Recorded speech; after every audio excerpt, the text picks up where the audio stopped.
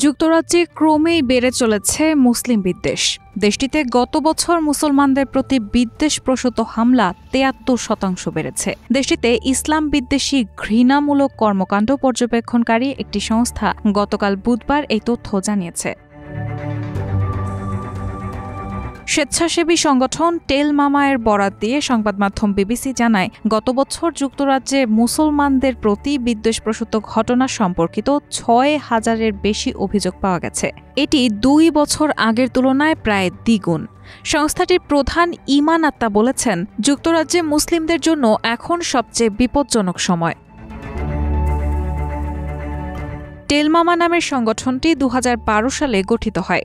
সংস্থাটি ইসলাম বিদ্বেষ সম্পর্কিত ঘটনার তথ্য সংগ্রহ ও এই সম্পর্কিত প্রতিবেদন প্রকাশ করে আসছে। তাদের সাম্প্রতিক প্রতিবেদন অনুযায়ী মুসলিম বিদ্বেষ সম্পর্কিত ঘটনায় নারীদের তুলনায় পুরুষেরা বেশি আক্রান্ত হচ্ছে। প্রতিবেদনে বলা হয়েছে, মুসলমানেরা সন্ত্রাসী বা সন্ত্রাসবাদের সমর্থক এমন ধারণা বাড়ছে। এর কারণ হিসেবে ইসরায়েল ও গাজা যুদ্ধ, সাউথপোর্ট হত্যাকাণ্ড, দাঙ্গা এবং সাজসজ্জার উদ্বেগের কথা বলা হয়েছে। সংস্থাটির প্রধান ইমান আত্তা আরও বলেন, ইসলাম বিদ্বেষী ঘৃণার এই বৃদ্ধি অগ্রহণযোগ্য এবং ভবিষ্যতের জন্য এটি অত্যন্ত উদ্বেগজনক। ২০১২ সালে কাজ শুরুর পর থেকে আমরা এবারই সবচেয়ে বেশি সংখ্যক অভিযোগ পেয়েছি। এ বিষয়ে ব্রিটিশ সরকারের এক মুখপাত্র বিবিসিকে বলেছেন, তারা এই ধরনের বিষয়কে উদ্বেগজনক বলে মনে করে। একই সঙ্গে মুসলিম বিদ্বেষ সহ যে কোনো ধরনের বর্ণবাদী আচরণ বা ঘটনা যেখানেই ঘটুক তা প্রতিহতে কাজ করা হবে বলেও জানায়। টেলমামার প্রতিবেদনে বলা হয়েছে, ২০২৪ সালে যুক্তরাজ্যে মুসলিম বিদ্বেষপ্রসূত ঘটনার অভিযোগ পাওয়া গেছে মোট ৬,৩১৩টি, আগের বছরের তুলনায় যা ৪৩% বেশি।